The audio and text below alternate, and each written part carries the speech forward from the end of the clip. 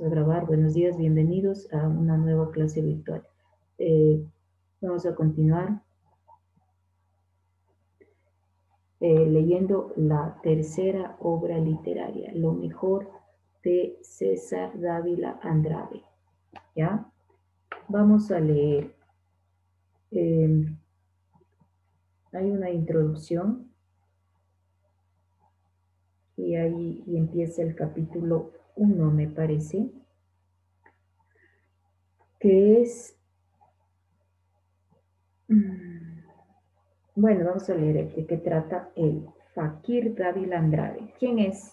Vamos conociendo quién es el Fakir Dávila Andrade en la página 16. Ayúdame, por favor, leyendo, estudiante Marcelo Ordóñez o algún voluntario. Bueno, Marcelo, ayúdame, ¿ya? Ya. César Dávila Andrade, quien llevaba a César Vallejo junto a Dios bajo la axila, nos leyó temblándole las manos y la voz. El barco ebrio, de ese mocoso insolente de la poesía, Arthur Rimbaud, quien parecía haber revelado únicamente a él su misterio y él se lo callaba. César, mayor que yo en edad y en poesía, pudo haber sido el hijo de mi padre. No tuvo. Los unía una misma búsqueda de lo espiritual sobre lo terreno, una creencia en el karma de cada uno, un mismo lenguaje hecho de inspiraciones y silencios verbales. Si vino a mí fue, estoy seguro, porque estar más cerca, no de él, porque nunca pudo. Se lo impedían al alcohol, la timidez y luego la distancia, sino de su aura que era de suponer, llenaba la casa.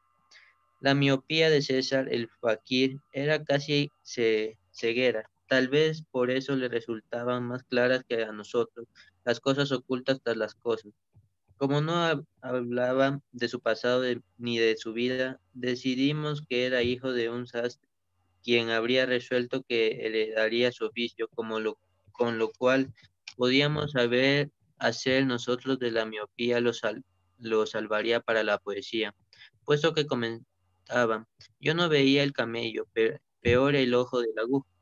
Leía pocos frentes a nuestra devoración de libros. Por eso sabían más que nosotros, era transparente como un ángel y no buscaba la apariencia, sino el símbolo. Era el único de nosotros a quien preocupaba la superación de la materia por el espíritu. Por eso su poesía era alquímica.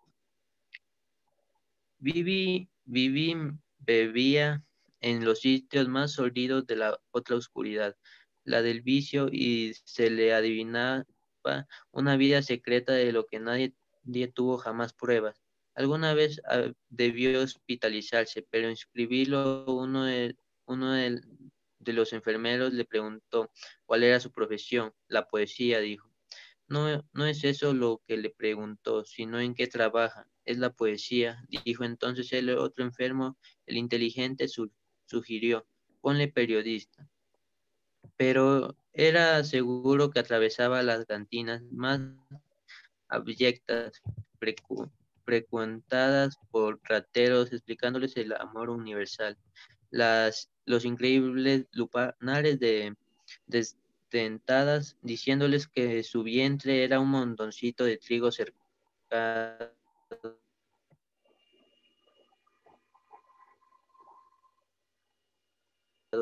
de lirios, y hablándoles del cuerpo astral, hermética, esotérica, pura. Desde el temprano espacio de Me has vencido hasta su final, poema del gran todo en polvo, como encarnación del apotegma de Heráclito, según el cual el camino que llevaba para arriba es el mismo camino que llevaba para abajo.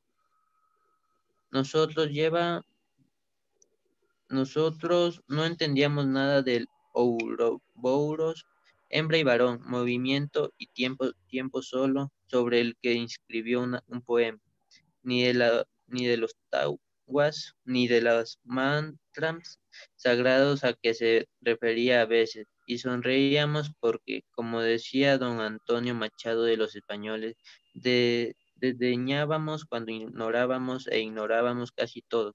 los que nos aferrábamos a nuestros materialismos, feroz e irreductibles. Alguna vez fue guardián nocturno de la cárcel municipal de Quito. Dada su miopía de ciego, era simplemente el ojo, pero veía las cosas de afuera y de la historia. Así escribió y son excepciones sus grandes poemas Catedral Salvaje y Boletín y Elegía de las Mitas, que nos leía con voz cavernosa y golpeando las páginas al darles vuelta, como si así abofeteara al pasado y sus culpables. ¿Ya, Alicia? ¿O sigo?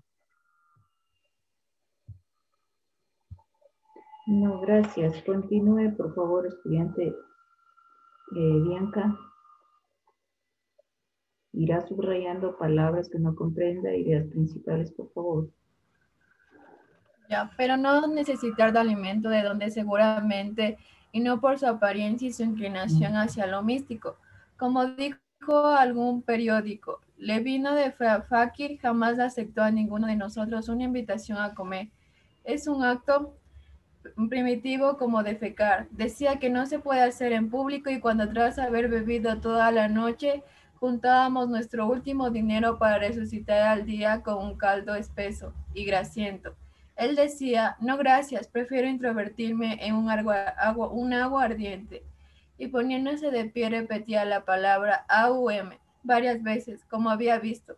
Yo hacer a mi padre ante una ventana abierta y que trataba de inculcarlos ese ejercicio entregándose a largas inspiraciones del aire ralo, fétido de trago, vómito y orina. Y sin embargo era el más puro. Cierta ocasión, en un café hubo que desvestirlo por la fuerza y quemar su camisa que ardió como un fósforo, o un mosquitero, mientras Eduardo Kingman le ponía la suya. Sin embargo, era el impecable. Cuando corrió el insólito rumor de que se había casado, yo no conocía a su esposa, deduje, que era una de las desdentadas que le tenían ternura. Cuando dijo, yo nací casado, ¿no ves que mi mujer parece mi mamá? Dio Génesis Paredes. Encabezó una noche un asalto a su cuarto para comprobar si era verdad. Como se decía que ahora dormía en pijama y se sintió como un pillado en la falta. Le conseguimos un puesto en el Ministerio de Relaciones Exteriores. El ministro Carlos Tobal Sandovide, que lo admiraba, dijo, lo único que tiene que hacer es presentarse a firmar el registro de entrada y que se pase el día escribiendo versos, si quiere. Escribir poemas en un ministerio me parecía algo como fabricar ganzusas en la cárcel. Pero el Faki rechazó el cargo diciendo que no podía desatender sus otros asuntos. Tal vez por eso era el más libre. Solía sacar a pasear por la tarde a sus demonios. Por lo general lo encontrábamos en la esquina de la plaza del teatro, tratando de ver a lo lejos la hora en la torre de la basílica, poniendo a prueba intermediariamente su teoría de que la modificación de la convexidad del cristalino obtenía por la expresión de los dos dedos sobre ojos. Volvía normal la visión. Algún maldito cuando paseaba con él a esas horas, saludaba de pronto a nadie de gana. ¿Qué hubo, flaco? ¿Cómo te va? Y el fakir decía, ¿dónde está? ¿Dónde está? Pero sí pasó al lado tuyo casi topándote. Y él se volvía a mirar todos los lados, extrañando. Y algunas cuadras más alentante, hola negrito, ¿cómo estás? Y el fakir torturándose los ojos con los dedos. Tal vez por eso cuando nos venía era el más cordial. Un día le regalamos entre todos un par de anteojos y le hicimos daño. Comenzó a descubrir la realidad, primero con asombro, luego con una desazón de astrólogo convertido en agrimensor. El mundo el mundo ha sido ser lindo, dijo. Ahora me explico la otra poesía. ¿Vos sabías, por ejemplo, que las moscas tenían patas? Y le individua a una muchacha candida que trabajaba en la Casa de la Cultura. No es que tenga piernas de tonta, sino que tiene el alma blanca. Fue al campo y dijo que era un lugar atroz donde los pollos caminaban crudos. Fue al cine y dijo que era el rito de la caverna de los primitivos del futuro. Fue a una exposición de cultura y dijo que era absurdo verla, que estaba hecha un arte carnal. Anda, hermanito, a ver lo que pasa en el parque, me dijo una mañana asombrecido. Sigo, Lisen.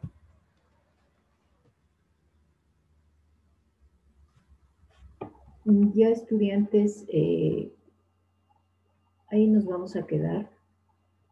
Cuénteme, antes de irnos, ¿qué es la idea principal acá? ¿De qué está hablando este fakir Dávila Andrade? ¿Qué dicen? Ayúdame, por favor, Gabriel.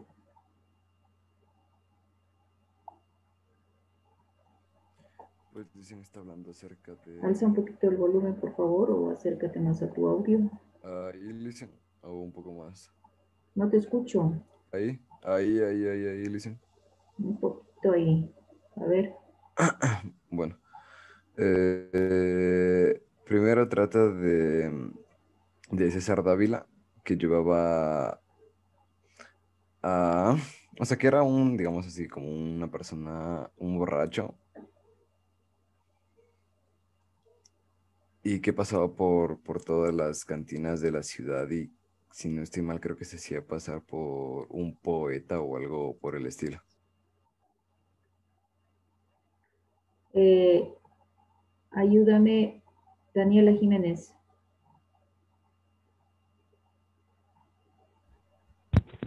Hablaba sobre que él era un ciego y que o sea, tenía miopía y no alcanzaba a ver mucho a lo lejos y cada vez que le saludaban él volteaba extrañado a todos lados de dónde y cuando los veía él de donde los saludaban se portaba, era muy cordial con ellos y que entre todos le compraron anteojos y también le hicieron daño y también fue un astrólogo.